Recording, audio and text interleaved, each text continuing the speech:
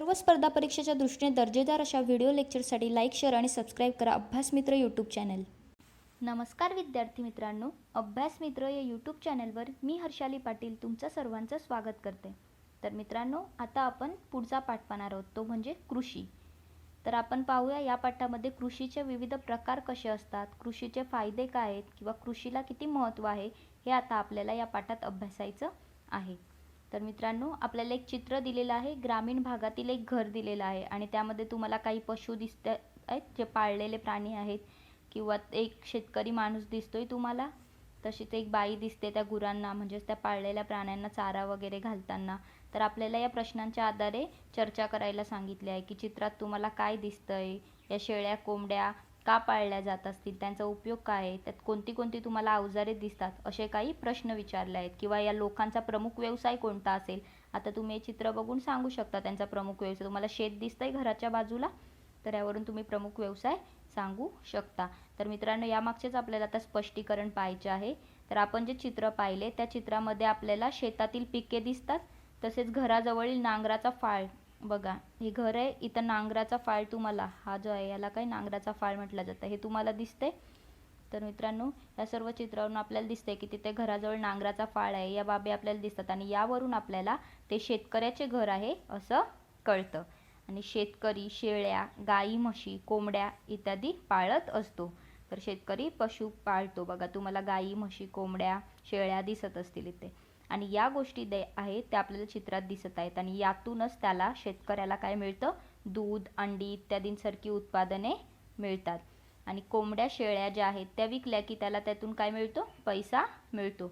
कोंबड्या शेळ्या लोक विकत घेतात, काही लोक मांसासाठी घेतात, काही पाळण्यासाठी घेतात.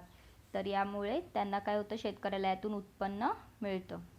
आणि या सर्व कृती ज्या आहेत तो कशासाठी करत असतो, उदरनिर्वाहासाठी. उदरनिर्वाह म्हणजे काय, स्वतःचे पोट भरण्यासाठी करत असतो. आणि या सर्व कृती नैसर्गिक घटकांवरती अवलंबून असतात. आता या कृती ज्या आहेत त्या कृषी या घटकामध्ये, कृषी या सदरामध्ये मोडतात. तर हे व्यवसाय जे आहेत ते शेतीला कसे असतात, पूरक व्यवसाय असतात. बघा, शेतीला पूरक व्यवसाय कोणते, तर तुम्ही पशुपालन किंवा हे जे पशुपालनातून आपल्याला जे उत्पादन मिळतं त्यांची विक्री करणे, मग हे काय झाले, हे शेतीला पूरक व्यवसाय झाले. आता कृषी व्यवसाय जो आहे त्याची व्याप्ती कशी आहे, बरीच मोठी आहे. म्हणजे मित्रांनो, शेती म्हणजे कृषी नाही, फक्त शेती म्हणजे कृषी नाही, तर कृषीमध्ये या सर्व गोष्टी येतात. आपल्याला असं वाटू शेती आणि कृषी एकच शब्द आहे, तर नाही. कृषीमध्ये शेती हा एक व्यवसाय आहे आणि कृषीमध्ये शेतीबरोबरच इतर व्यवसाय देखील येतात. हे तुम्ही इथे समजून घ्या. जसे की पशुपालन, पशुपालनातून मग काही उत्पादन होत असेल त्यांची विक्री, हे सर्व घटक कशात येतात, कृषीमध्ये येतात. तर अन्नधान्य, वस्त्र आदी गरजांसाठी वनस्पती आणि प्राणी जे आहेत त्यांना उपयोग होत असतो यांचा. आणि शेतातील पिकांच्या उत्पन्नाबरोबरच गुरे, शेळ्या, मेंढ्या, कोंबड्या पाळणे, त्याचबरोबर जे रेशमाचे किडे आणि मधमाशा पालन आहे, मधमाशांचे पालन केले जाते ना, मधुमक्षिका पालन. तर फुलबागा आहेत, फळबागा आहेत किंवा मत्स्यपालन, मत्स्य शेती देखील केली जाते. म्हणजे काही तलाव असतात त्यामध्ये मासे असतात, मग त्यांची विक्री वगैरे, याला मत्स्य शेती असे म्हणतात. आणि वराह पालन, वराह म्हणजे काय, डुक्कर, पिग, वराह पालन केले जाते. एमू पालन, एमू एक पक्षी आहे, त्याचा अंडा असं ग्रीन कलरचा अंडा असतो आणि मोठा अंडा असतो, तो एमू एक पक्षी आहे, शामरुगासारखा पक्षी तुम्हाला म्हणू शकता. तर इत्यादी व्यवसायांचा समावेश कृषीमध्ये होतो. शेतीसोबतच इत्यादी व्यवसाय कृषीमध्ये येतात. तसेच मित्रांनो, कृषीबळ जे आहे, कृषी व्यवसाय जे आहे त्यामध्ये मनुष्यबळ, प्राणी, अवजारे तसेच विविध साधने वापरली जातात. बघा, कृषी व्यवसायामध्ये मनुष्यबळाबरोबरच प्राणी, अवजारे आणि इतर साधनांचा देखील वापर केला जातो. आधुनिक तंत्रज्ञानाचा उपयोग देखील यामध्ये केला जातो. आता बऱ्याच ठिकाणी आधुनिक तंत्रज्ञान वापरलं जातं, कशासाठी, कृषी करण्यासाठी. आणि त्यामुळे आपण काय म्हणतो त्याच्यावरूनच की कृषी क्षेत्राची आता प्रगती झालेली आहे. आणि कृषी व्यवसायामध्ये शेती जी आहे तो सर्वात महत्त्वाचा आणि प्रमुख व्यवसाय मानला जातो. म्हणजे शेती हा सर्वात महत्त्वाचा व्यवसाय आहे. मुळात शेतीमुळेच इतर जे व्यवसाय आहेत कृषीशी संबंधित ते शेतीमुळेच शक्य झालेले आहेत असे देखील आपण म्हणू शकतो. तर मित्रांनो, इथे आणखी काही चित्र दिले आहेत. तुम्हाला माणसं शेती करताना दिसत आहेत, नांगरणी करताना दिसत आहेत. त्यानंतर तुम्हाला इथे काही यंत्रे दिसत आहेत, बरोबर. कुक्कुटपालन आपल्याला दिसतंय. या सर्व गोष्टी, फवारे, सिंचन, ह्या सर्व गोष्टी तुम्ही बघता. तर यामध्ये आपल्याला पारंपरिक शेतीपासून आधुनिक कृषी कशी केली जाते हे दाखवलं आहे. म्हणजे तुम्ही त्या चित्रांमध्ये बघू शकता की ते अशा प्रकारे या पारंपरिक पद्धती झाली आणि ही काय झाली, आधुनिक पद्धती झाली. तसेच ही आधुनिक पद्धती झाली आणि ही पारंपरिक पद्धती झाली. तसेच मित्रांनो इथे हे देखील सिंचन हे आधुनिक पद्धती झाली, काहीतरी तंत्रज्ञान वापरलं आहे ना त्यांनी पाणी देण्यासाठी. तर या सर्व गोष्टी यामध्ये येतात, आधुनिक आणि पारंपरिक हे यातून आपल्याला कळतं. तर त्या निरीक्षण करून आपल्याला त्या पद्धतींमध्ये काय फरक आहे तो शोधायचा आहे. तर मित्रांनो बघा, हे जर चित्र आपण हे वरचे चित्र आपण जर पाहिले तर आपल्याला त्यांचं निरीक्षण केल्यावरती असं कळतं की कृषी व्यवसाय जो आहे त्यामध्ये कालानुसार काय झालेले आहेत, बदल झालेले आहेत. म्हणजेच विविध बदल आपल्याला त्यामध्ये लक्षात येतात. आणि पूर्वी आदिमानव जो होता त्याला जंगलात भटकायला लागत होते, म्हणजेच अन्नासाठी म्हणा किंवा उदरनिर्वाहासाठी, त्याला अन्नासाठी विशेषतः आदिमानवाला जंगलामध्ये भटकावे लागत होते आणि त्यातूनच मिळवलेलं जे उत्पादन आहे त्यातून तो आपला उदरनिर्वाह करत असे. आणि नंतर त्याला मग शेतीची कल्पना सुचली आणि त्याच्यामुळे त्याला ती शेतीची कल्पना सुचली. मग शेतीतून जास्तीत जास्त उत्पादन घेता येऊ लागले आणि त्यातूनच वर्षभराचं जे अन्नधान्याची गरज असते मानवाला ती तरतूद मानव करू लागला. आणि शेतातील जे पिकं आहेत त्यांच्याबरोबरच मानव पशुपालन, मत्स्यपालन, मधुमक्षिका पालन, फुलशेती, फळशेती यांद्वारे उत्पादने घेऊ लागला. आणि पूर्वीचे जे भटके जीवन होते ते सोडून तो एका ठिकाणी वस्ती करून राहू लागला आणि कृषी संबंधी व्यवसाय करू लागला. तर बघा मित्रांनो, आदी मानवापासून आत्ताचा मानव ही कशी प्रगती होत गेली हळूहळू हे आपण यात पाहिलं. म्हणजे सुरुवातीला अन्नासाठी जंगलात भटकावे लागत होते, पण शेतीचा त्याला कल्पना सुचली. मग त्यानंतर विविध व्यवसाय सुचले आणि त्यामुळे आता मानव विविध व्यवसाय करून एका ठिकाणी राहू लागला, भटके जीवन सोडून दिले. आपण हे चित्र पाहिले वरचे, तर त्यामध्ये आपल्याला कृषीत जे झालेले विविध बदल आहेत ते आपण पाहिले. आता आपल्याला कृषी या सदराखाली म्हणजे कृषी या घटकाच्या आतमध्ये येणारे जे विविध व्यवसाय आहेत त्यांची आपल्याला ओळख करून घ्यायची आहे. आणि या व्यवसायातील विविध उत्पादने आपण आपल्या रोजच्या जीवनामध्ये वापरत असतो, बरोबर की नाही. आपण त्या व्यवसायातील विविध उत्पादने वापरतो. या व्यवसायांपैकी जे पारंपरिक व्यवसायांना शेतीपूरक व्यवसाय म्हणून ओळखले जाते. तर बघा मित्रांनो, हे जे व्यवसाय आहेत त्यातील जे पारंपरिक व्यवसाय आहेत त्यांना काय म्हटले जाते, शेतीपूरक व्यवसाय असे म्हटले जाते. तर आपण बघूया, पहिलं काय, पशुपालन. तर मित्रांनो, पशुपालन जे आहे त्यामध्ये वेगवेगळ्या पशूंचे पालन करून त्यांपासून विविध उत्पादने घ्यायची, म्हणजे दूध, अंडी, मांस ही उत्पादने घ्यायची आणि त्यांचा विविध कामांसाठी वापर करायचा. आणि मग त्यातून त्यांची विक्री केली किंवा मग ते जर विकले तर त्यातून आपल्याला काय होतं, पैसा मिळतो आणि आपला निर्वाह चालतो. म्हणजे आपलं पोट भरतं किंवा आपले इतर कामं त्यातून होतात त्या पैशाच्या माध्यमातून. आणि हा पशुपालनाचा मुख्य उद्देश आहे की आपला निर्वाह झाला पाहिजे, उदरनिर्वाह झाला पाहिजे. तसेच पुढे काय, गुरेपालन. तर बघा, गाय, बैल, म्हैस, रेडा इत्यादी जे जनावरे आहेत ही शेतीसाठी त्यांचे काय केले जाते, पालन केले जाते. म्हणजे शेतीसाठी उपयोगी पडतात. शेतीच्या कामात वापरता येणारी ही दुभती जनावरे पाळणे हा एक व्यवसाय. बघा, यामध्ये काय फायदा होतो, शेतीच्या कामासाठी तरी जनावरे आपल्याला उपयोगी पडतातच, म्हणजे नांगरणी करणे म्हणा यासाठी उपयोगी पडतात बैल वगैरे, गाय. परंतु ही दुभती जनावरे असतात, ते दूध देतात आणि त्यातून आपल्याला दोन प्रकारचे उत्पादन होते, म्हणजे दूध पण मिळतं आणि शेतीमध्ये देखील त्यांची मदत होते, तर यांचा फायदा होतो असा. आणि हा एक व्यवसाय आहे गुरेपालन. मिश्र शेती जी आहे, मिश्र शेतीचा हा अविभाज्य भाग असून त्याचे स्वरूप काय आहे, आधुनिक व्यापाराचे आहे. म्हणजे शेतीमध्ये पण वापर आणि इकडे दूध वगैरे, तर आधुनिक व्यापार करायचा या मिश्र शेतीचा हा गुरेपालन हा एक अविभाज्य भाग आहे आणि आधुनिक व्यापार करणे त्याचे स्वरूप आहे. भारतामध्ये हा जो व्यवसाय आहे गुरेपालन, त्याचे या व्यवसायाचे स्वरूप जे आहे ते अलीकडे कसे बदललेले आहे. म्हणजे व्यापारी तत्वावरील पशुपालन व्यवसाय जो आहे तो कसा आहे, मुख्यत्वे दूध आणि मांस यासाठी केला जातो. म्हणजे दूध आणि मांस मिळवण्यासाठी त्याचा पशुपालनाचा वापर केला जातो. जास्तीत जास्त वापर कशासाठी केला जातो, या दूध आणि मांससाठी. शेतीसाठी याचा वापर होत नाही. तर हे तुम्ही इथे लक्षात घ्या. आणि त्याच्या मागे कारणे पण आहेत की आता आधुनिक यंत्रे वगैरे आले आहेत त्यामुळे हा वापर टाळला जातो कुठेतरी आणि त्याचा इकडेच जास्तीत जास्त वापर केला जातो. त्यानंतर काय म्हटलं आहे, शेळी आणि मेंढपालन. तर बघा मित्रांनो, हा सुद्धा एक पारंपरिक व्यवसाय आहे. शेळी पालन, मेंढपालन हे डोंगराळ तसेच निम ओसाड कोरड्या हवामान प्रदेशामध्ये केले जाणारे काय व्यवसाय आहेत. बघा, शेळी आणि मेंढपालन पारंपरिक व्यवसाय हे तुम्ही लक्षात ठेवा. तर हे कुठं केले जातात? निम ओसाड, कोरड्या हवामानात आणि डोंगराळ प्रदेशामध्ये केले जाणारे व्यवसाय आहेत. नागरी वस्त्यांपासून दूर व ग्रामीण डोंगराळ भागातील परिसरात असलेले जे खुरटे गवत, झुडपे आहेत किंवा बाबळी यांवर काय केलं जातं? शेळ्या मेंढ्या पोसल्या जातात. तर बघा, शेळ्या मेंढ्याचे पोषण कशावर पोसल्या जातात? तर हे खुरटे गवत, झुडपे, बाबळी यांच्यावरती शेळ्या मेंढ्या पोसल्या जातात. आणि भारतामध्ये मांस हाच काय मुख्य उद्देश ठेवून हा व्यवसाय केला जातो. तुम्हाला माहिती असेल की मांस खूप मोठ्या प्रमाणात खातात, नॉन व्हेजिटेरियन लोक जे असतात ते खातात, त्यामुळे याचा वापर मांस या मुख्य उद्देशाने केला जातो. हा व्यवसाय त्यासाठी केला जातो. आणि लोकरीसाठीही मेंढी पालन केले जाते. माहिती असेल मेंढीपासून लोकरी मिळते आणि त्या लोकरीपासून विविध वस्तू तयार करता येतात.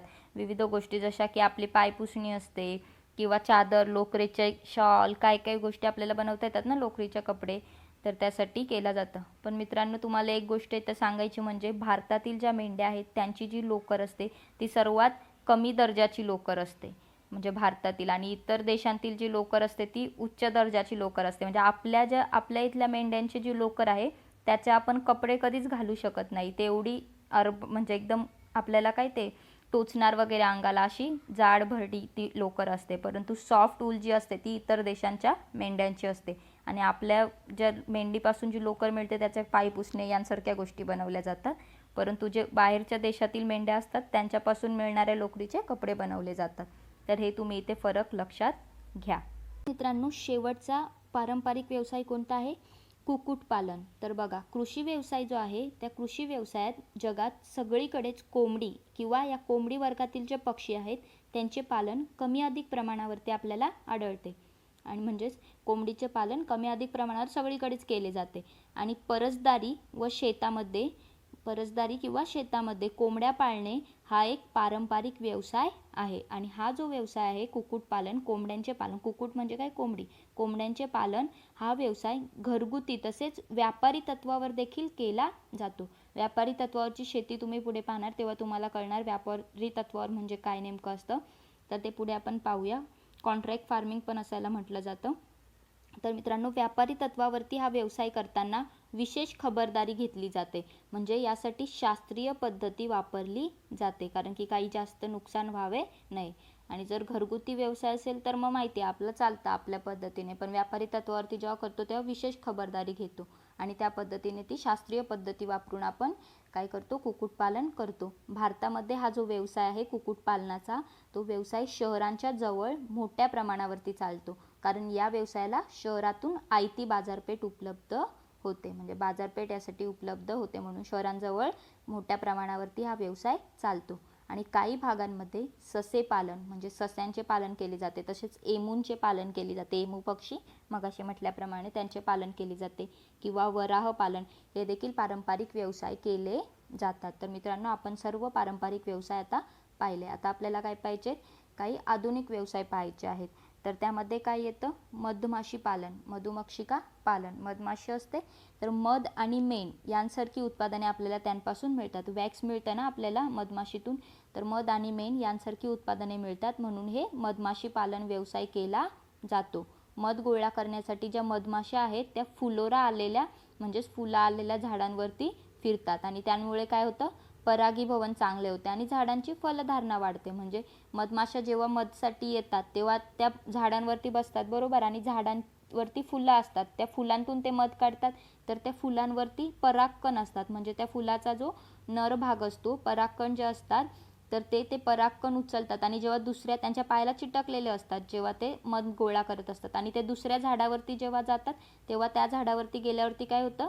त्या झाडावरती गेल्यावरती त्यांच्या ज्या पायाला चिटकलेले कण असतात ते त्या झाडाच्या म्हणजे दुसऱ्या झाडाच्या फुलाच्या आतमध्ये जातात, त्यांच्या स्त्रीच्या भागामध्ये, फुलाच्या स्त्रीयुग्मामध्ये जातात आणि मग त्यातून काय होते? जास्तीत जास्त परागीभवन होतं, चांगलं होतं आणि त्यातून मग अनेक पिकं येत राहतात. म्हणजे पुढे प्रजनन होत राहतं इन शॉर्ट. तर हे तुम्ही समजून घ्या, त्यातून मग फायदा होतो. आणि मधमाशी पालनाचा जो व्यवसाय आहे हा शेतीच्या दृष्टीने कसा आहे? महत्त्वपूर्ण असा व्यवसाय आहे. शेतीच्या दृष्टीने मधमाशी पालन महत्त्वाचं आहे. त्यानंतर कोणता मॉडर्न व्यवसाय तर आधुनिक व्यवसाय तर मत्स्यपालन. म्हणजे मत्स्य शेती करण्यासाठी शेततळी तयार केली जातात. म्हणजे शेतामध्येच एखादं तळ तयार केलं जातं आणि त्यामध्ये पाणी साठवलं जातं.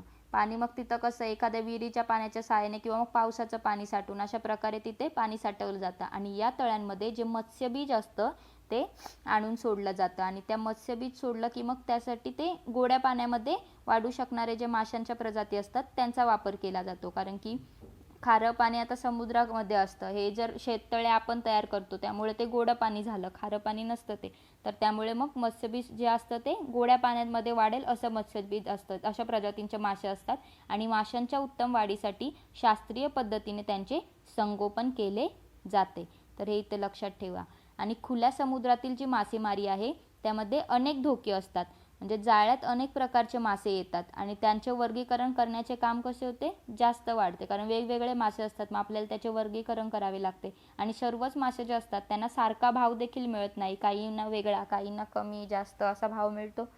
तर म्हणून एखादी विशिष्ट प्रकारच्या माशांची स्वतंत्र म्हणजे वेगळी अशी पैदास करायला सुरुवात झाली.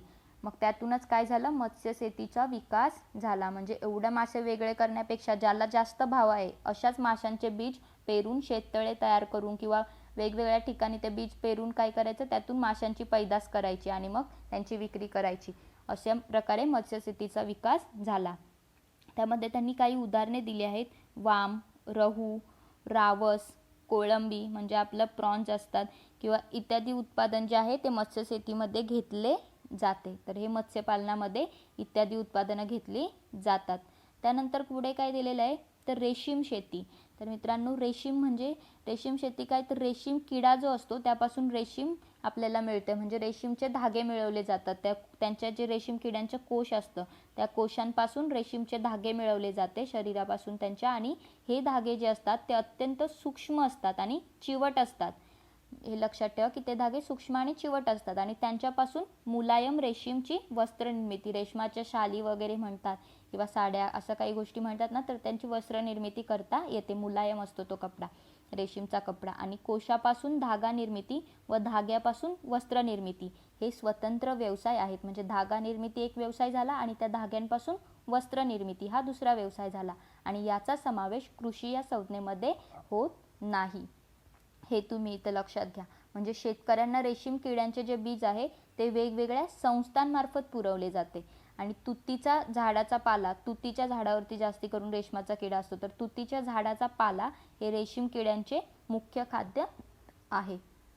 तसेच तुतीचे झाड जे आहे ते कमीत कमी 15 वर्ष तरी जिवंत राहते आणि त्यामुळे दरवर्षी लागवडीचा खर्च वाचतो. म्हणजे 15 वर्ष ते जिवंत राहते त्यामुळे दरवर्षी आपल्याला लागवड करावी लागत नाही ना तुतीच्या झाडाची, तर हा इथे फायदा होतो. म्हणजे लागवडीचा खर्च वाढतो आणि यापासून उत्पादन पण जास्त प्रमाणात होते. पण मित्रांनो इथे महत्त्वाचं काय तर याचा समावेश रेशीमचा जे धाग्यांपासून वस्त्र निर्मिती याचा समावेश कशामध्ये नसतो, याचा समावेश कृषी संज्ञेत नाही होत, फक्त रेशीम शेतीचा समावेश यात होतो कृषी क्षेत्रामध्ये. त्यानंतर काय रोपवाटिका व्यवसाय.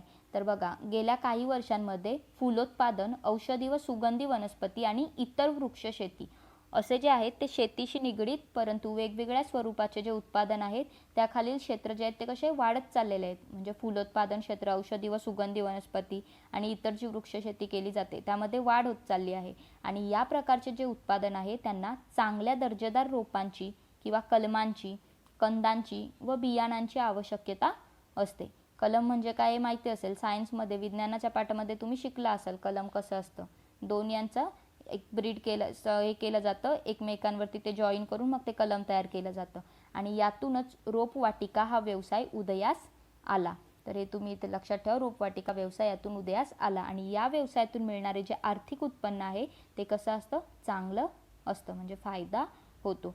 आणखी काय म्हटलं आहे माहिती आहे का तुम्हाला, हरितगृहातील शेती जी आहे ती कमी क्षेत्रातून जास्तीत जास्त उत्पादन काढणे आणि जमीन, हवामान, उष्णता, आर्द्रता, ओलावा इत्यादींसारखे जे नैसर्गिक घटक आहेत त्यांच्यावरती पूर्ण नियंत्रण ठेवून जास्त आर्थिक फायदा मिळवून देणाऱ्या नगदी पिकं जे आहेत त्यांचे उत्पादन घेण्यासाठी हरितगृहांचा वापर केला जातो. तर कमी क्षेत्रातून जास्तीत जास्त उत्पादन काढणे आणि कशाचं, नगदी पिकांचे उत्पादन घेण्यासाठी या हरितगृहांचा वापर केला जातो. हरितगृहातील जी शेती आहे ही शेतीच्या अलीकडच्या काळातील विशेष प्रकार आहे. हरितगृहातील शेती हा एक विशेष प्रकार आहे आणि हरितगृह उभारणीसाठी लोखंडी पाईपचा सांगाडा आणि प्लास्टिकचा कागद यांचा वापर केला जातो. तर हे तुम्ही इथे लक्षात ठेवा मित्रांनो. ह्याचं आपण उदाहरण, जेव्हा तुम्ही महाबळेश्वरला गेला असाल तर तुम्ही पाहिलं असेल तिथं मोठ्यात मोठे अशी स्ट्रॉबेरीची शेती असते. तर स्ट्रॉबेरीच्या शेतीसाठी प्रमाणात त्यांनी बऱ्याच ठिकाणी काय केलेलं असतं, हरितगृह शेती केलेली असते. पॉलिथिनचा वापर केलेला असतो. अशाच प्रकारचा जो सांगाडा आपल्याला तिथे पाहायला मिळतोय बघा. हे पॉलिथिन लावलेलं आहे वरती आणि इथेही अशी रोपं लावलेली आहेत आणि त्यावर देखील वरती कवर आहे ॲक्च्युली प्लास्टिकचा आणि इथे पॉलिथिन लावलेला आहे त्या रोपांच्या मातीच्या वर आणि पानं त्यांची बाहेर काढलेली आहेत, त्यांची रोपं बाहेर काढलेली आहेत. तर यामध्ये त्यांनी काय म्हटलं आहे की असा सांगाडा तयार केला जातो आणि प्लास्टिकचा कागद यांचा देखील वापर केला जातो. पाणी, उजेड व तापमान यांचे नियंत्रण तसेच बंदिस्त वातावरणामुळे रोगराईचे नियंत्रण करणे हे यामागचे मुख्य उद्देश असतात. लिली, जरबेरा अशा जास्त आर्थिक फायदा देणाऱ्या ज्या फुलांच्या शेतीसाठी किंवा काही फळांच्या, पण स्ट्रॉबेरी जसं मी म्हटलं तर यांच्या शेतीसाठी व्यापारी तत्वावरती हरितगृहांचा वापर मोठ्या प्रमाणावरती होत असतो. व्यापारी तत्वावरती विशेष करून याचा वापर होतो. त्यानंतर मित्रांनो आपल्याला महत्त्वाचं काय पाहायचं आहे तर शेतीचे प्रकार कोणते कोणते आहेत ते आपल्याला आता अभ्यासायचे आहेत. तर बघा, एखाद्या प्रदेशातील भौगोलिक विविधता असते, सांस्कृतिक भिन्नता असते, तंत्रातील विविधता असते. यांचा विचार जर आपण केला तर शेतीच्या विविध पद्धती उदयास आलेल्या आहेत. म्हणजे शेती करण्याचा उद्देश, घेतली जाणारी पिके आणि शेती करण्याची पद्धती किंवा वापरात येणारे शेतीसाठी जे तंत्र वापरले जाते ते आणि भूमीचे उपयोजन इत्यादींवरती शेतीचा प्रकार ठरत असतो. तर कळालं शेतीचा प्रकार कशा कशावरून ठरतो, त्याचा उद्देश काय आहे, कोणती पिकं घेतली जातात, कोणते तंत्रज्ञान वापरले जाते, भूमीचे उपयोजन कसे आहे, हे महत्त्वाचं आहे. भूमीचं उपयोजन हे इथे महत्त्वाचं आहे आणि शेती करण्याची पद्धती काय आहे यावरून शेतीचा प्रकार ठरत असतो. आणि सर्वसाधारणपणे शेतीचे कोणते कोणते प्रकार येतात तर बघा, शेतीचे त्यांनी निर्वाह शेती आणि व्यापारी शेती असे दोन मुख्य करून प्रकार असतात. मग निर्वाह शेतीमध्ये स्थलांतरित शेती आणि सखोल शेती असे दोन प्रकार पडतात आणि व्यापारी शेतीमध्ये विस्तृत शेती, मळ्याची शेती, मंडई बागायती शेती आणि फलोद्यान शेती असे 4 प्रकार पडतात. तर या सर्व प्रकारांचा आता आपल्याला डिटेलमध्ये अभ्यास करायचा आहे. पहिल्यांदा आपल्याला निर्वाह शेती काय असते ते पाहायचं आहे. तर मित्रांनो बघा, पारंपरिक शेती जी आहे त्यामध्ये सखोल शेती आणि स्थलांतरित शेती असे दोन प्रमुख प्रकार पडतात. निर्वाह शेतीलाच पारंपरिक शेती असे देखील म्हटले जाते. तर मित्रांनो, सखोल शेती ही एकाच जमिनीत अनेक वर्षापर्यंत केली जाते. सखोल शेती लक्षात घ्या की एकाच जमिनीत अनेक वर्षापर्यंत सखोल शेती केली जाते आणि स्थलांतरित शेतीमध्ये प्रत्येक वेळी नव्या जमिनीमध्ये शेती केली जाते किंवा ठराविक काळानंतर त्याच जमिनीमध्ये पुन्हा शेती केली जाते. म्हणजे काय तर थोडा गॅप घेऊन शेती केली जाते.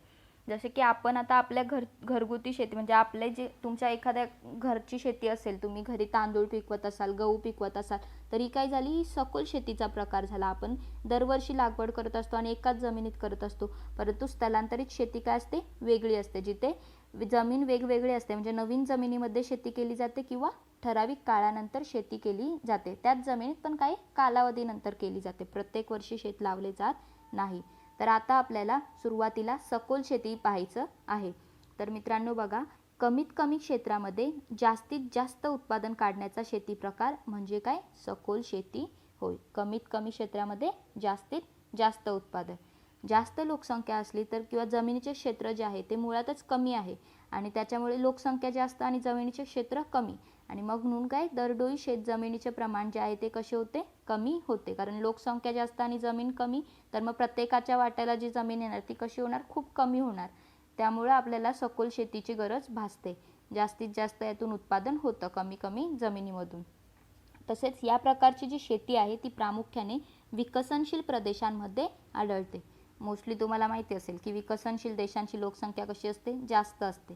तर मोस्टली विकसनशील देशांमध्ये या प्रकारची शेती आपल्याला आढळते आणि या शेतीपासून मिळणारे जे बहुतेक उत्पन्न आहे ते कुटुंबाची अन्नधान्याची गरज भागवण्यास पुरेल इतके असते. तर बघा, या शेतीपासून, ज्या सखोल शेतीपासून मिळणारे जे उत्पन्न आहे ते कुटुंबाची अन्नधान्याची तरी गरज भागवेल इतकं तरी असते. आणि या प्रकारातील शेतकरी व त्यांचे कुटुंब पूर्णपणे शेतीवर अवलंबून असते. तसेच शेतीचे जे उत्पादन आहे ते कमी असल्यामुळे आर्थिक स्थिती कशी असते, बेताची असते. तर मित्रांनो हे सखोल शेती तुम्ही आता बघा इथे तुम्हाला पायऱ्यांची सखोल शेती दिसते. हे चित्र दिलेलं आहे, यामध्ये पायऱ्या आहेत आणि त्यावर शेती केलेली आहे. जसं आपण आधी पाहिलं होतं चरमधली शेती, डोंगर उतारांवरील चरांमधील शेती पाहिली तर इथं पायऱ्यांची शेती केली जाते. तांदूळ वगैरे यांसारखी पिकं इथं घेतली जातात. तरी झाली पायऱ्यांची सखोल शेती.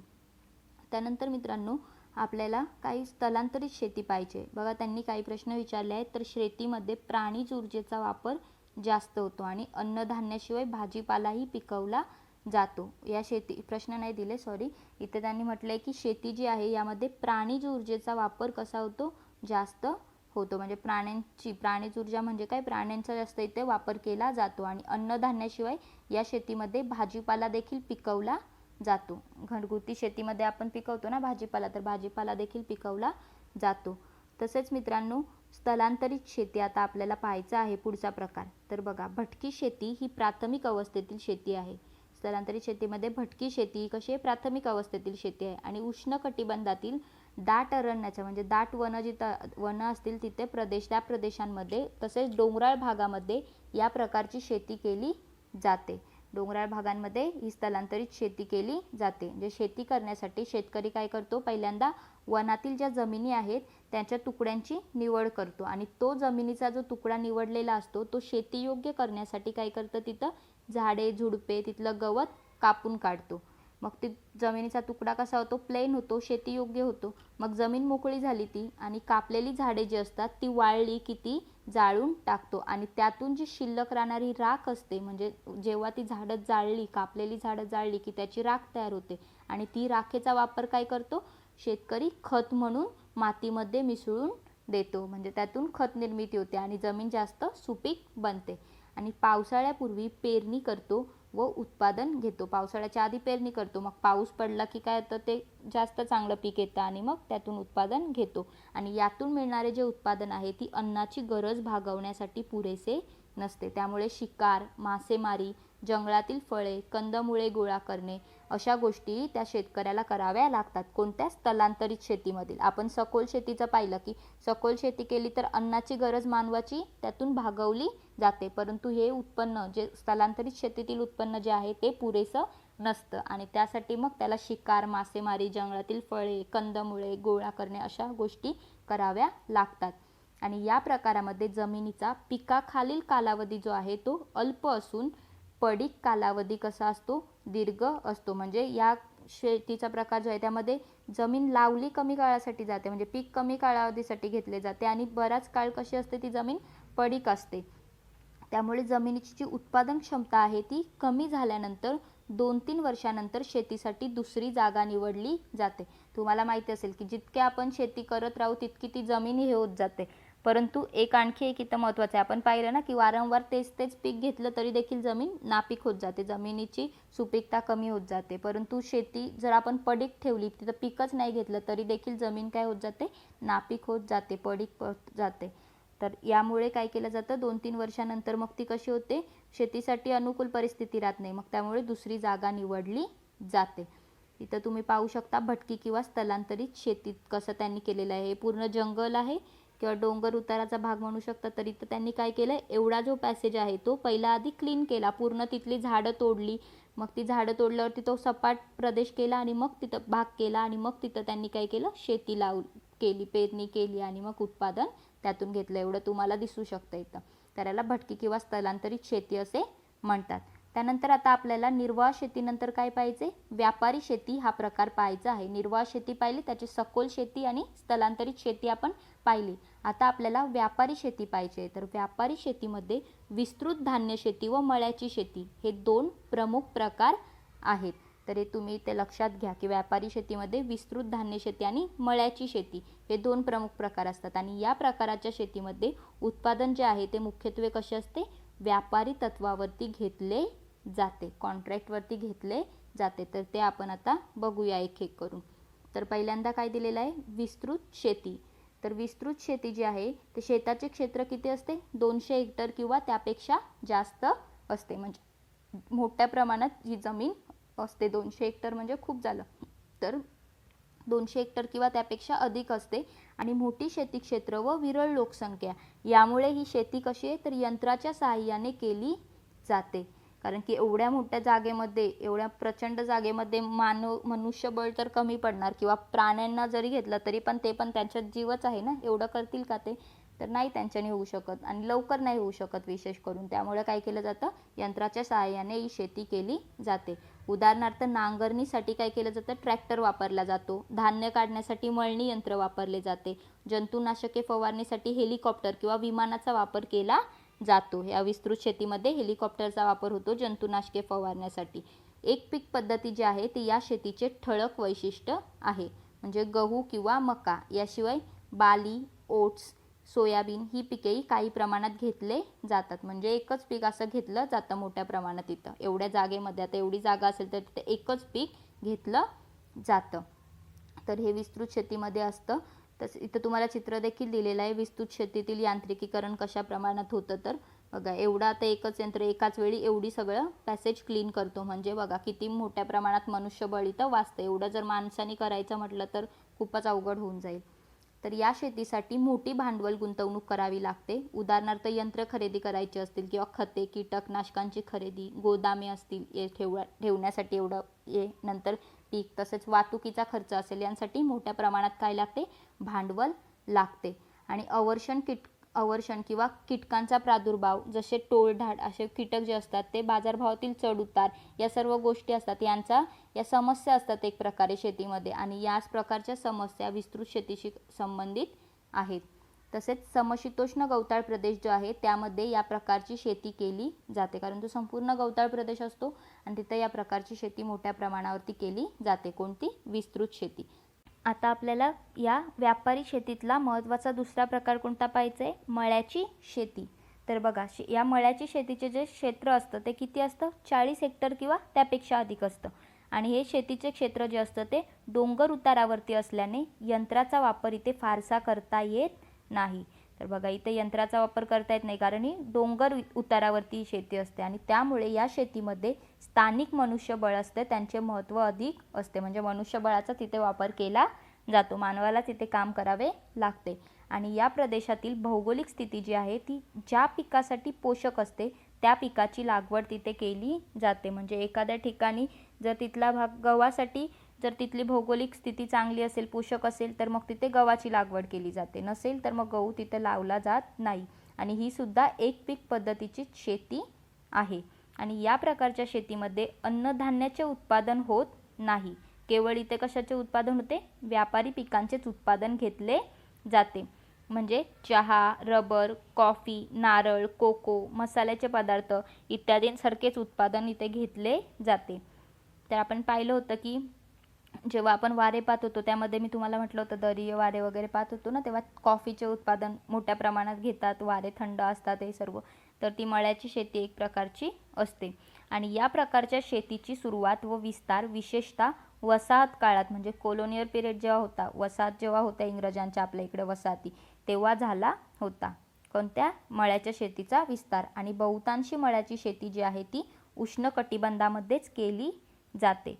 दीर्घकालीन पिके, शास्त्रशुद्ध पद्धतीचा अवलंब, निर्यातक्षम उत्पादने, प्रक्रिया करणे इत्यादींमुळे या शेतीसाठी मोठी भांडवल गुंतवणूक करावी लागते.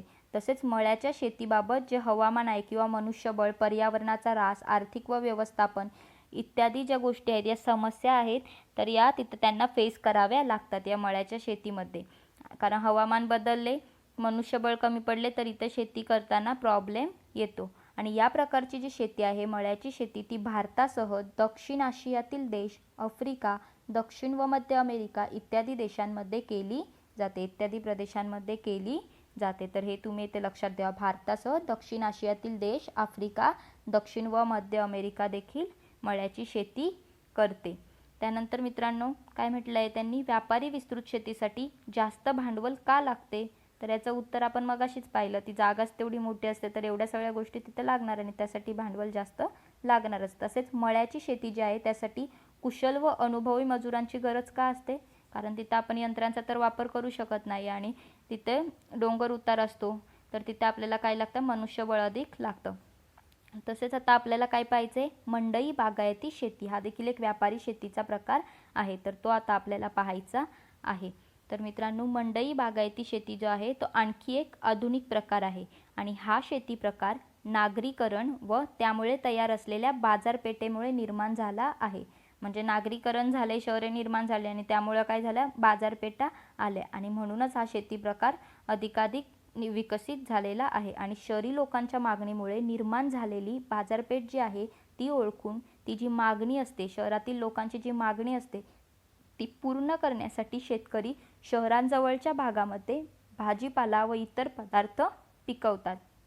तर हे इथे तुम्ही लक्षात घ्या की ती मागणी पूर्ण करण्यासाठी शहरांजवळच्या भागातच ही शेती केली जाते. आणि मागणी तसा पुरवठा ही जे अर्थशास्त्राचा नियम आहे, म्हणजे मागणी वाढली की पुरवठा वाढतो किंवा मागणी कमी झाली तर पुरवठा कमी होतो, हा जो अर्थशास्त्राचा नियम आहे. तर या नियमानुसार बागायती प्रकार जे आहे ती शहरातील भाजीपाल्याची मागणी पूर्ण करतो. आणि या शेतीचा आकार जो आहे तो कसा असतो, लहान असतो. म्हणजे जलसिंचनाचा वापर, सेंद्रिय व रासायनिक खतांचा वापर, कमी भांडवल, मनुष्यबळाचा वापर, बाजारपेठेची कशी व्यवस्था आहे किंवा बाजारपेठेची मागणी कशी आहे, विज्ञान व तंत्रज्ञानाचा वापर इत्यादी बाबींचा समावेश यात होत असतो. आणि ही जी शेती आहे, बागायती शेती, ही वाहतुकीच्या सोयीसुविधांवरती अवलंबून असते. म्हणजे जलद वाहतूक असेल तर या जलद वाहतुकीवर या शेतीतील उत्पादनाचा जो दर्जा असतो आणि किंमत असते ती ठरते. म्हणजे त्या खर्चानुसार ही किंमत ठरवली जाते. म्हणून या शेतीला काय म्हणतात मित्रांनो, ट्रक शेती असे देखील म्हटले जाते, ट्रक फार्मिंग. बघा, तुम्हाला प्रश्न विचारला जाऊ शकतो की ट्रक फार्मिंग कशाला म्हटले जाते, तर मंडई बागायतीला ट्रक फार्मिंग असे म्हटले जाते. तर हे तुम्ही इथे लक्षात ठेवा. इथे तुम्हाला मंडई बागायती शेतीचं चित्र देखील दिलेलं आहे, कशा प्रकारे होतं तर ते तुम्ही बघू शकता. त्यानंतर आपल्याला फलोद्यान किंवा फुलशेती पाहायची आहे. तर मंडई बागायती शेतीचा एक उपप्रकार म्हणजे फळ व फुलांची शेती होय. तर मित्रांनो, मंडई बागायती शेतीमध्ये फळ व फुलांची शेती देखील असते आणि या शेतीतील फळे व फुले जी आहेत ती मुख्य उत्पादने असतात. ही शेती पारंपरिक तसेच आधुनिक अशा दोन्हीही पद्धतीने केली जाते. या शेतीचा आकार कसा असतो, लहान असतो आणि प्रत्येक रोपाची व्यवस्थितप्रमाणे काळजी घेतली जाते. बघा, इथे फुलशेती तुम्हाला दिसत असेल तर फुलांची इथे अशी शेती केलेली आहे. तर इथे व्यवस्थित त्या रोपांची काळजी घेतली जाते. तसेच मित्रांनो, अलीकडच्या काळामध्ये जास्त नफा मिळवण्यासाठी जलसिंचनाच्या सोयी, रासायनिक खतांचा वापर, हरितगृहे इत्यादींचा अवलंब या फलोद्यान आणि फुलशेतीमध्ये होताना आपल्याला दिसत आहे. म्हणजे फुलशेतीतील प्रमुख उत्पादने जसे की लिली, जरबेरा, ट्युलिप, डेलिया, शेवंती, झेंडू, निशिगंध इत्यादी फुले आहेत, यांना बाजारामध्ये चांगली किंमत मिळते. तर आंबा, सीताफळ, द्राक्ष, केळी, डाळिंब, ड्रॅगन फ्रूट, चेरी, संत्री, रास्बेरी, स्ट्रॉबेरी, मलबेरी इत्यादी देशी विदेशी फळांचे उत्पादन फळशेतीमध्ये घेण्यात येते. तर यांना देखील चांगली मागणी असते. मित्रांनो, महाबळेश्वर, पाचगणी, पुणे, नागपूर, जळगाव, नाशिक इत्यादी ठिकाणी आहेत ती उत्पादने या ठिकाणी होतात, ही उत्पादने या फळांची. आणि एक लक्षात घ्या की आपण आधी पण पाहिलं होतं की भूमध्यसागरीय हवामान जे आहे ते भूमध्यसागरीय हवामानाचा प्रदेश आहे. तसेच फ्रान्स व इटली हे देश आहेत ते फळे व फुलांच्या शेतीसाठी कसे आहेत, प्रसिद्ध आहेत. कारण तिथलं थोडं हवामान वेगळं असतं आणि तिथे फळे व फुलांच्या दृष्टीने हवामान जास्त अनुकूल आणि पोषक असतं, त्यामुळे ते प्रसिद्ध आहेत. इथे तुम्ही पाहू शकता फळशेतीचं डाळिंबाची झाडं इथं लावलेली आहेत आणि ते किती मोठ्या प्रमाणात डाळिंब आलेले, अशी मोठी मोठी रांग अशी फळांच्या बागा तयार केल्या जातात आणि त्यातून उत्पादन घेतले जाते. तर आपण फलोद्यान फुलशेती पण पाहिली. आता काय म्हटलंय माहिती आहे का तुम्हाला, सेंद्रिय शेतीविषयी इथं म्हटलेलं आहे. तर काय म्हटलंय बघा, पिकांची पोषक द्रव्यांची गरज जी आहे ती मृदेतून भागवली जाते आणि त्यामुळे जी वापरल्या गेलेल्या पोषक द्रव्यांचे मृदेतील पुनर्भरण होणे गरजेचे असते. म्हणजे एखाद्या ठिकाणी आपण पीक लावत असू तर तिथे माती असते, त्यामध्ये पोषक द्रव्य असतात. ती शेती जेव्हा आपण करतो तेव्हा ते पीक ते पोषक द्रव्य घेतात आणि एका विशिष्ट कालानंतर काय होतं, ते पोषक द्रव्य वापरले जातात त्या मृदेतून. मग ते वापरले गेलेले पोषक द्रव्य पुन्हा तिथे येणे गरजेचे असते त्या मातीमध्ये. आणि उत्पादन वाढीचे उद्दिष्ट साध्य करायचे असेल तर पोषक द्रव्यांचा वापरही मोठ्या प्रमाणामध्ये होतो आणि त्यासाठीच सेंद्रिय खते तयार केले जातात. म्हणजे सेंद्रिय खते कशी तयार करतात, तर पालापाचोळा जो असतो तो जमिनीत कुजवला जातो. ताक किंवा धेंचा जे आहेत यांसारखी हिरवळीची पिके जी आहेत ती जमिनीत गाडली जातात आणि त्यापासून खत तयार केले जाते. तसेच शेणखत व कंपोस्ट या खतांचा वापर केला जातो. ओल्या कचऱ्यापासून गांडूळ खत निर्मिती केली जाते. सर्व प्रकारचे जे वनस्पतीजन्य पदार्थ आहेत ते जमिनीत मिसळून कुजवून जेव्हा पिके घेतली जातात त्याला काय म्हटले जाते? सेंद्रिय शेती पद्धती असे म्हटले जाते. म्हणजे जैविक गोष्टी आपण पहिला देखील पाहिलं होतं. सेंद्रिय शेतीचा अर्थ काय असतो तर जैविक गोष्टी तिथे आल्या पाहिजेत, जैविक घटक आले पाहिजेत. तर यातून किंवा ओला कचरा जो आहे तो अजैविक घटक झाला तरी पण त्यापासून गांडूळ खत निर्मिती केली जाते, कंपोस्ट खत वगैरे बनवले जाते. तर याचा वापर कशामध्ये करतात? सेंद्रिय शेतीमध्ये करतात. आणि कीड नियंत्रणासाठी वनस्पतीजन्य रोगनाशके जसे की कडुनिंब व कीटकनाशके यांचा देखील वापर करून आपल्याला कीड नियंत्रण करता येते. सेंद्रिय शेतीमधून उत्पादन होणाऱ्या धान्याची प्रत जी आहे ती उच्च दर्जाची असते आणि या शेतीमध्ये रासायनिक खते, कीटकनाशके व रोगनाशकांचा वापर केला जात नाही. सेंद्रिय शेतीमध्ये रासायनिक गोष्टींचा वापर केला जात नाही, म्हणूनच त्याला सेंद्रिय शेती असे म्हटले जाते. तर बघा त्यांनी काही आकृत्या चित्र दिलेली आहेत, ते छायाचित्र दिलेले आहेत, त्याचं निरीक्षण करून मग त्यात कोणता शेतीचा प्रकार आहे ते तुम्हाला लिहायला सांगितलं आहे. आपण मगाशी पाहिले सर्व प्रकार, त्यांच्या चित्रानुसार तुम्ही याचं लिहू शकता. जर काही कळालं नाही कोणता चित्राविषयी तर कमेंट बॉक्समध्ये विचारा, आपण ते सांगूया. त्यानंतर एक आणखी प्रकार येतो मित्रांनो, कृषी पर्यटन. ही एक कन्सेप्ट आहे, हल्ली याला भरपूर चांगला स्कोप आहे. तर कृषी पर्यटन जे आहे ते पर्यटन व्यवसायातील एक नवे क्षेत्र आहे. पर्यटन म्हणजे माहिती आहे ना, आपण वेगवेगळ्या ठिकाणी फिरायला जातो, देवस्थळी वगैरे जातो, तसे आता कृषी पर्यटन केले जाते. म्हणजे उष्णकटिबंधीय देश जे आहेत त्यांमध्ये विविध प्रकारची कृषी उत्पादने घेतली जातात आणि त्यामुळे कृषी पर्यटनाला तिथे मोठा वाव आहे. कृषीप्रधान देश जे आहेत त्यांमध्ये ग्रामीण भागातील संस्कृती, चालीरीती व जीवन यांचा उपयोग कृषी पर्यटनासाठी करून घेतला जातो. कशाचा उपयोग? ग्रामीण भागातील संस्कृती, चालीरीती आणि जीवन यांचा उपयोग या कृषी पर्यटनासाठी करून घेतला जातो. तसेच शेतकरी, त्याचे घर, आहार विहार, शेती परिसर या सर्वांचे कुतूहल व नाविन्य शहरातील लोकांना असते. जे शहरातील लोकांना शेतीविषयी जास्त माहिती नसतं, त्यांच्याकडे शेती नसते, तर त्यामुळे त्यांना शेतकरी लोक कसे राहतात, त्यांचे घरं कशी आहेत, म्हणजे विशेषतः पुण्यातली लोक, सिटीमधली पुणे किंवा मुंबई सिटीमधली लोक जी त्यांना शेतीविषयी जास्त ओढ असते. जे शहरात राहतात त्यांना गावाकडे जायचं असतं, जे गावात राहतात त्यांना शहरांकडे जायचं असतं. हे आपला नियम आहे. कोणीच कोणाला जे भेटतं त्याच्यामध्ये समाधानी नसतं. तर हे सर्व पाहण्यासाठी अनेक जण ग्रामीण भागामध्ये जातात आणि कृषी पर्यटनामुळे शेतकरी व त्यांच्या गावालाही आर्थिक लाभ होतो, त्यातून फायदा होतो. बघा इथे तुम्हाला दिसू शकतं बैलगाडीमध्ये बसण्यासाठी पण काही ठिकाणी 100, 200, 500 रुपये पण अगदी घेतले जातात फक्त बैलगाडीमध्ये बसण्यासाठी. तर असं कृषी पर्यटनाचा एक हा प्रकार आहे. त्यामध्ये लोकांना मज्जा येते, एन्जॉय करतात. तर इथं काही दिलेले आहेत तुम्हाला फळभाज्या, फळे दिलेली आहेत. तर त्यातून आपल्याला योग्य निवड करायची आहे. म्हणजे काही फळे, भाज्या दाखवल्या आहेत, त्यांच्या जोड्या दाखवल्या आहेत. तर प्रत्येक जोडीतील एक फळ किंवा भाजी आपल्याला कोणती आवडते त्यानुसार तुम्हाला खून करायला सांगितलेली आहे. बरोबर अशी खून करायची आहे. आणि मग ते कृत्रिमरित्या आणि नैसर्गिकरित्या पिकवलेले उत्पादन जे आहे त्यांची माहिती देखील पाहायची आहे. तर बघा आता आपण पाहूया. तर चर्चेनंतर जेव्हा ती चर्चा केली कृत्रिमरित्या म्हणजे कराल तुम्ही, तर त्यातून किंवा आपण समजूया तर डायरेक्ट भौगोलिक स्पष्टीकरण पाहूया. तर या चर्चेनंतर तुम्हाला असे लक्षात येईल की जी दिसायला आकर्षक असणारी फळे आणि भाज्या ज्या असतात त्या नेहमी योग्य पद्धतीने पिकवल्या असतीलच असे नाही. म्हणजे लवकरात लवकर आणि जास्तीत जास्त उत्पादन मिळावे किंवा चांगले उत्पादन मिळावे यासाठी फळे आणि भाज्यांवरती कृत्रिम रसायने व औषधांचा वापर केला जातो.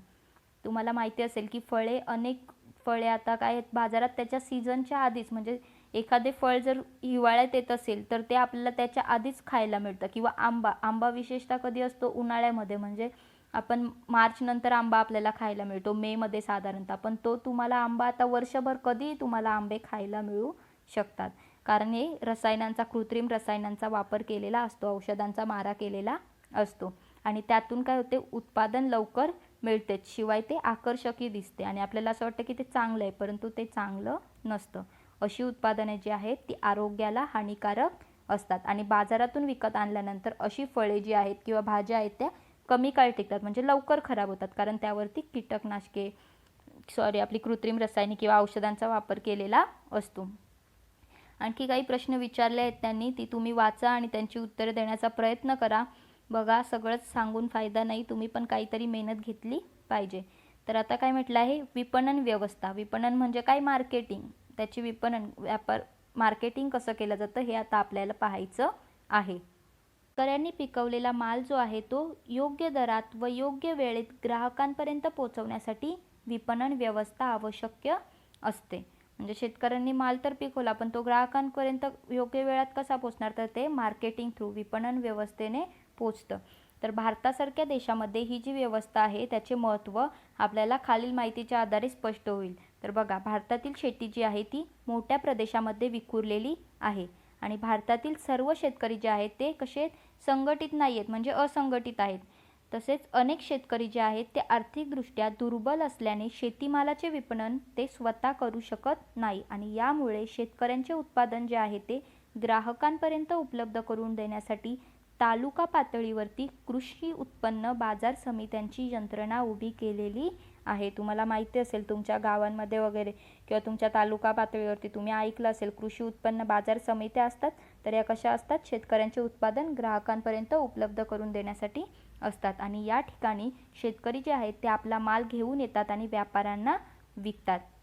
तसेच मित्रांनो, शेतीतील बहुतांश माल जो असतो तो नाशवंत असतो आणि त्याच्यामुळे त्याची योग्य वेळेत व्यवस्था लागावी यासाठी काय केले जाते? शेतकरी संघटना, ग्राहक पेठ, सहकारी संस्था इत्यादींची मदत होते आणि यामुळेच दलाल, मध्यस्थ जे आहेत ते इत्यादींकडून शेतकऱ्यांची होणारी पिळवणूक टाळता येते. म्हणजे दलाल वगैरे असले तर ते शेतकऱ्यांकडून माल, समजा आपण उदाहरण घेऊया, तर शेतकऱ्यांकडून ते 2 रुपयाला घेतील आणि विकताना ते 5 रुपयाला विकतील. म्हणजे 3 रुपये स्वतः काय करणार?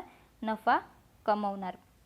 तर असं होतं. म्हणून यांचं हे आपल्याला यांच्याकडून जी शेतकऱ्यांची पिळवणूक होते ती टाळता येते. तर काही प्रकारचा कृषी माल जो आहे तो थेट उद्योगधंद्यासाठी कच्चा माल म्हणून वापरला जातो. म्हणजे जागतिकीकरणामुळे कृषी मालाला आता आंतरराष्ट्रीय बाजारपेठही सहजपणे उपलब्ध होऊ लागली आहे आणि अनेक प्रगतिशील शेतकरी जे आहेत ते त्यांच्या शेतामध्ये अत्याधुनिक तंत्रज्ञान वापरतातच. त्याचशिवाय शेतामध्ये तयार होणाऱ्या मालाची सुयोग्य बांधणी म्हणजे पॅकेजिंग, व्यवस्थित पॅकेजिंग करून ते विकले जाते. हॉटेल किंवा मॉल यांच्यासाठी सुद्धा असा जो शेतमाल आहे तो मोठ्या प्रमाणावरती आवश्यक असतो. म्हणजे मॉलमध्ये भाज्या वगैरे विकायला असतात किंवा शेतमाल काही गोष्टी विकायला असतात, तर त्या डायरेक्ट आपल्याला आता विकता येतात आणि आंतरजाळाच्या मदतीने म्हणजेच इंटरनेटच्या मदतीने जाहिराती करून देखील देशी तसेच आंतरराष्ट्रीय स्तरावरती हा माल विकला जातो. इतके आता तंत्रज्ञान पण पुढे गेलेले आहे आणि शेतकऱ्यांची देखील आता पिळवणूक अधिक प्रमाणात होत नाही. तुम्ही इथे पाहू शकता, इस्रायलमधील शेती प्रकार दिलेला आहे. बघा, इथे चेरी दिसत आहेत आपल्याला. तर तुम्ही बघा इथं काय म्हटलं, इस्रायल हा विविध शेती उत्पादनांचा प्रमुख निर्यातदार देश आहे. म्हणजे इथे मोठ्या प्रमाणावरती निर्यात केली जाते. निर्यात म्हणजे काय? तिथले जे शेती उत्पादन आहे ते बाहेर पाठवले जाते, इतर देशांमध्ये पाठवले जाते. हा देश जो आहे इस्रायल आहे ते शेती तंत्रज्ञानामध्ये जगात पुढारलेला आहे. म्हणजे इस्रायलमधील प्रतिकूल हवामान, अर्ध्याहून अधिक क्षेत्रावर पसरलेले वाळवंट, पाण्याचे दुर्भिक्ष अशा प्रतिकूल परिस्थितीवरती मात करून इस्रायलने आधुनिक शेती कास धरून शेती क्षेत्रामध्ये गरुड झेप घेतलेली आहे. म्हणजे शेती क्षेत्रामध्ये इस्रायल खूप पुढे गेलेलं आहे. त्यांनी सर्व समस्यांवरती मात केलेली आहे. आणखी काय म्हटलं आहे, तर शेतीसाठी भूजल कोणत्या कोणत्या प्रकारे मिळवले जाते? तर हे तुम्ही तुमच्या आजूबाजूच्या शेतीच्या इथून किंवा तुमच्या घरच्यांना विचारून ह्याचं उत्तर शोधण्याचा प्रयत्न करा. त्यानंतर याचा अभ्यास मित्रांनो इयत्ता 4थीमध्ये देखील तुम्ही केलेला असेल किंवा करायला मिळेल. इयत्ता 5वीमध्ये देखील याचा अभ्यास करायला मिळेल परिसर अभ्यासामध्ये. तर आपला कृषी हा पाठ इथे संपलेला आहे. थोडा मोठा पाठ होता परंतु महत्त्वाचा पाठ होता. यानंतर आपले शेवटचे 2 पाठ राहिलेले आहेत ते आपण घेऊया आणि आपलं इयत्ता 7वीचं भूगोल पूर्णपणे संपेल.